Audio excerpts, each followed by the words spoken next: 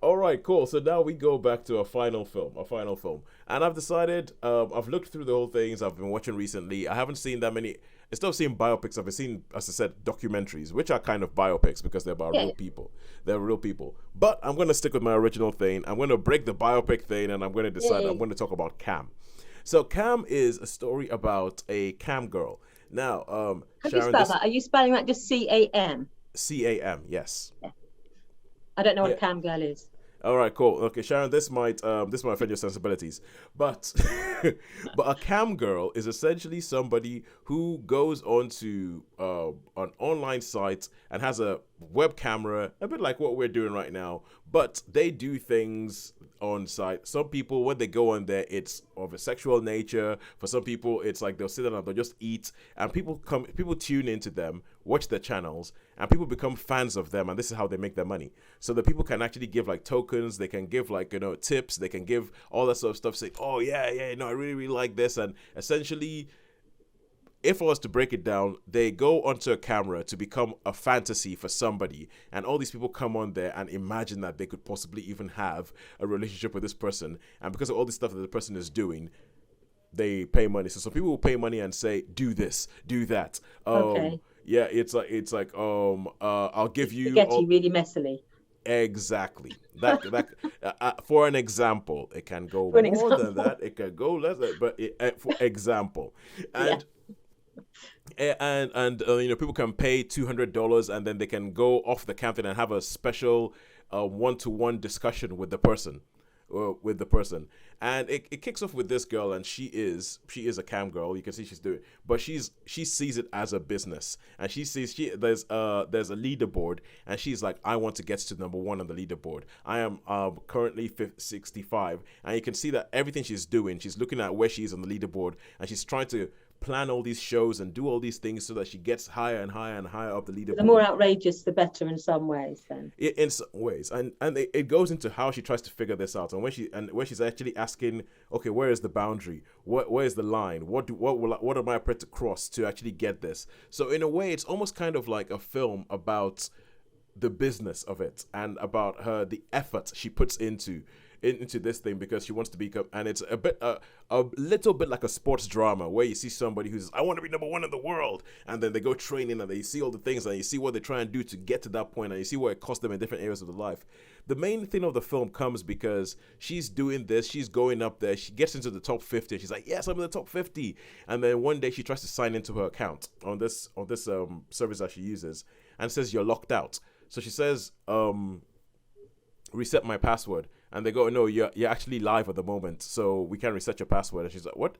So she goes onto the website, and she finds that there's somebody who looks exactly like her that is doing shows on her channel, but it isn't her.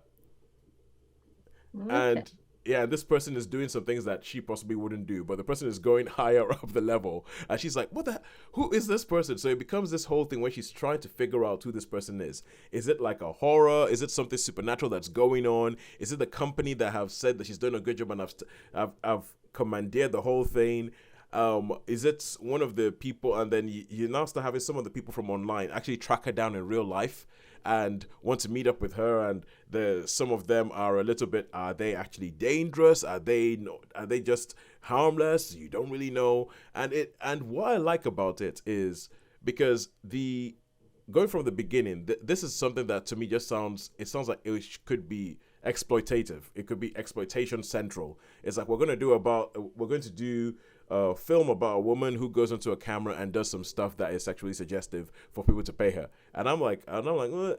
But one of the things that it actually does is that it takes it and it says, is the approach that she takes to it as, this is a business. I'm going to break this down and I'm going to work really, really, really hard because this is how I pay for everything. I've moved into a house. This is how I pay for the house.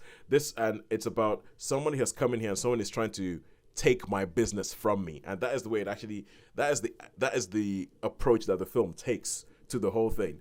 So all in all, I thought it was actually really well done. I thought that the fact that the way it approached the cam girl was not, and the world of cam girls was not exploitative. I didn't think it was. It's a film that happens.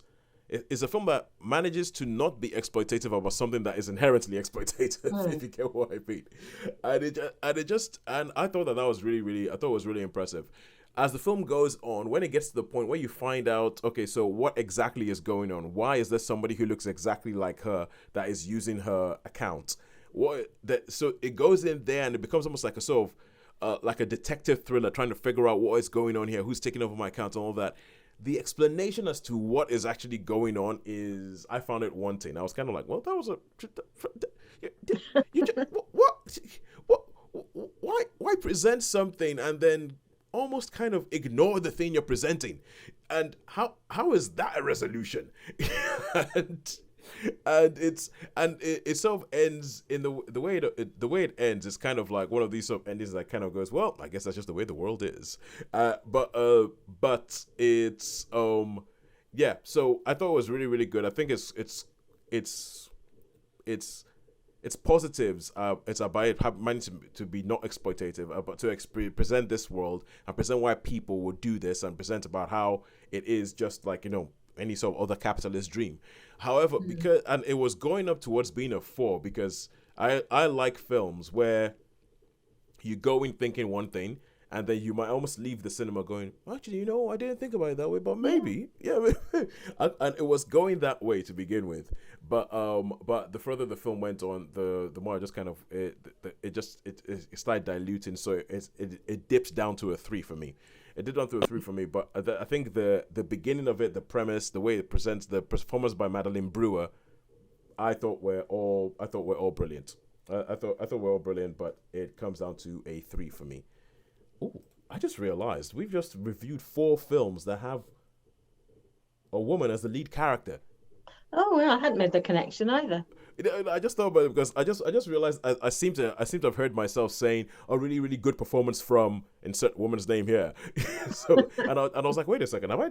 Oh yeah, that's 4 films with a woman as a main character, which I guess we're going to call that progress. Yeah, it's a bit of a switch around from in the past, maybe. Yeah. Yeah, we're gonna call that progress. Oh well, and well, on that,